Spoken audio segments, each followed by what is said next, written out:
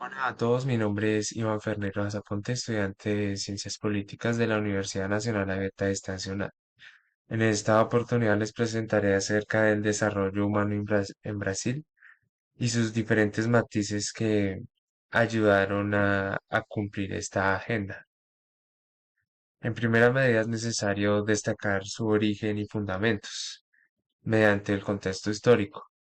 Todo inicia o en la República se indica como un punto de inflexión a partir de la promulgación de la Constitución de 1988, en el cual se reconocen muchos derechos sociales y adicionalmente durante esa década de 1990 se inició un proceso de transición democrática ya que el país por muchos siglos permanecía bajo un poder monárquico y fue hasta el siglo XX donde logró conquistar varias vías democráticas del mundo occidental.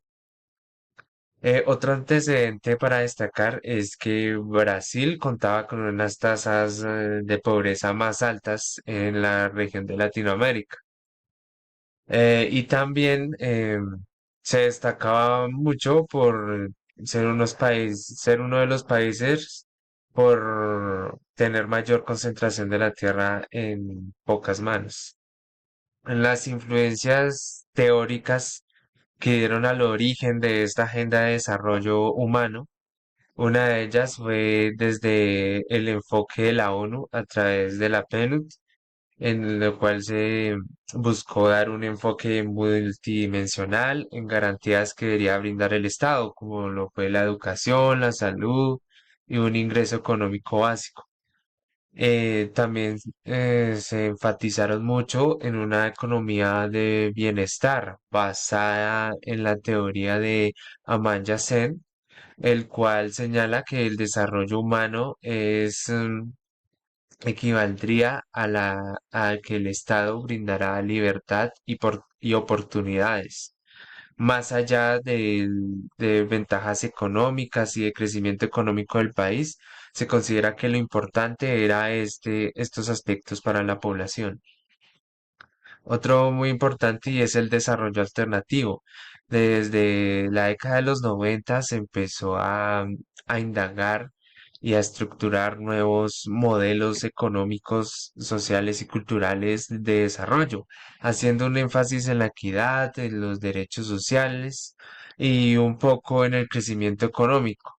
Allí también se empezó a destacar el cuidado del medio ambiente, se empezó a incluir la asistencia social, entre otros. Y uno de los movimientos clave o movimientos clave que impulsó esta agenda de desarrollo, estas vías de desarrollo humano en Brasil, se dio gracias al Movimiento Sin Tierra, un movimiento de talante político y social, el cual contaba con unas bases comunitarias. Buscó y también de cierta forma logró conquistar participación política dentro del Congreso, dentro de poderes locales, lo cual poco a poco fue construyendo de la mano del progresismo político de Brasil, logró construir esta agenda. Más adelante, ya llegando al siglo XX y teniendo en cuenta de que en ese entonces, desde la ONU se estructuraron los objetivos de desarrollo del milenio, como hoy lo conocemos como objetivos de desarrollo sostenible en los cuales los gobiernos de Lula da Silva, que comprendió entre el año 2013 y 2010, y posteriormente Dilma Rousseff del año 2011 al 2016, fueron periodos de gobierno presidenciales determinantes para el desarrollo de esta agenda. Y también el apoyo del ONGs, de cooperación internacional, Banco Mundial y también de estas instituciones que hacían presencia fueron importantes ya que de cierto modo estos gobiernos de talante progresista al considerar viable estos objetivos de desarrollo sostenible y siendo una hoja de ruta general para viabilizar esta agenda, se consiguió a través de esta agenda lograr cumplir con esto de desarrollo humano de acuerdo a lo establecido en estos gobiernos. Los objetivos y estrategias implementadas fueron las siguientes.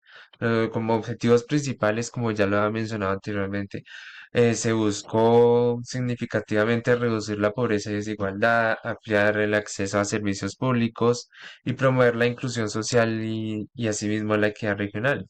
Una de las políticas planteadas, eh, como lo fue la familiar, el cual fue tras transferencias monetarias directas hacia las familias pobres mediante la educación y la salud. Otro programa muy importante fue el FOMECero, que fue la lucha contra el hambre. El Sistema Único de Salud. En esta agenda se buscó hacer una reforma a la salud en este país, logrando una cobertura universal y un sistema de salud de asistencia primaria. Y otro programa fue el Pony ENEM, que fue el acceso a la educación superior por parte de las estudiantes que tuviesen bajos ingresos en la época. Unos ejemplos concretos de estas aplicaciones fue que se logró una expansión de asistencia en salud, ya que considerando que Brasil es un territorio muy grande, ya que pues es el pulmón del mundo a través del Amazonas, entonces, llegar allí a estas poblaciones era muy complejo. Con esta inversión estatal se logró medianamente asistir a estos territorios. También se crearon redes de asistencia social municipalizada y también se crearon incentivos fiscales a las pequeñas empresas con el fin de involucrar laboralmente a las personas vulnerables. Como resultados y logros alcanzados dentro de este desarrollo que se llevó medianamente en Brasil, es determinante allí en los datos estadísticas en el IDH, ya que en 1990 el cumplimiento de los derechos humanos estaba en 0,0612, o sea, siendo esto una cifra mediana y no satisfactoria. Para el año 2019 se buscó escalar una cifra a 0,754, lo cual en este periodo de tiempo considerablemente corto para estos avances, em, se buscó dar a entender de que este desarrollo humano a través de estas ideas fue viable y satisfactorio. Uno de los datos que más se destacan es la pobreza extrema, ya que a inicios del siglo XXI, mediados del año 2000, incluso antes de llegar los gobiernos progresistas, la pobreza estaba alrededor del 40%. Y después de estos gobiernos y de la implementación de estas agendas sociales, se buscó reducir y, como lo muestra la cifra, a 4,8 entre 2013 y 2014. La mortalidad infantil tuvo una caída del 53% teniendo en cuenta desde 1990 hasta 2015. Se buscó esta tasa y se logró establecer una mayor cobertura escolar.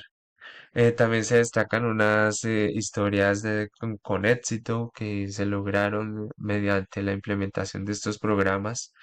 Y también Brasil fue reconocida mundialmente por estas agendas, por estas políticas públicas de desarrollo que se implementaron.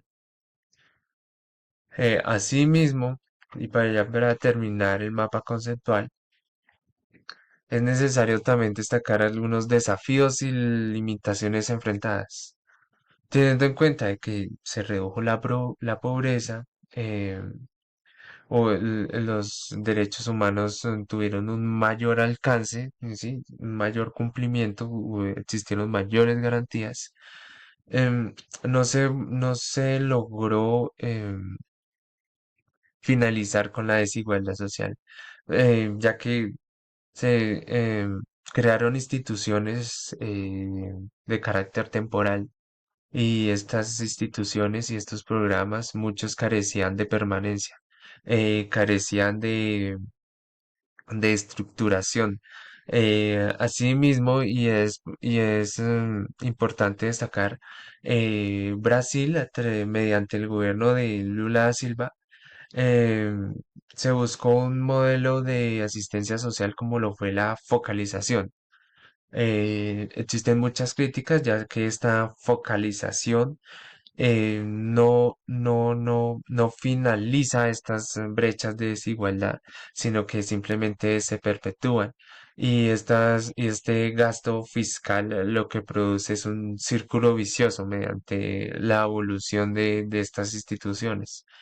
Asimismo, como lo mencioné, una infraestructura débil en regiones aisladas, se empezó a generar desconfianza dentro de estos programas, existió mucha corrupción y parte de ello estos gobiernos fueron señalados de corrupción, dado a esta metodología, a estos mecanismos en los cuales se manejaban los recursos públicos. La sociedad empezó a depender mucho más de los programas sociales, empezaron a haber desigualdades, equidad de género, lo cual aún persiste. Y muchos resultados no esperados también se destacan hasta la actualidad. Em, es, em, es importante reconocer la acción de estos dos gobiernos. Fueron muy importantes a pesar de todos los hechos de corrupción que existieron en el momento. Em, a pesar de ello,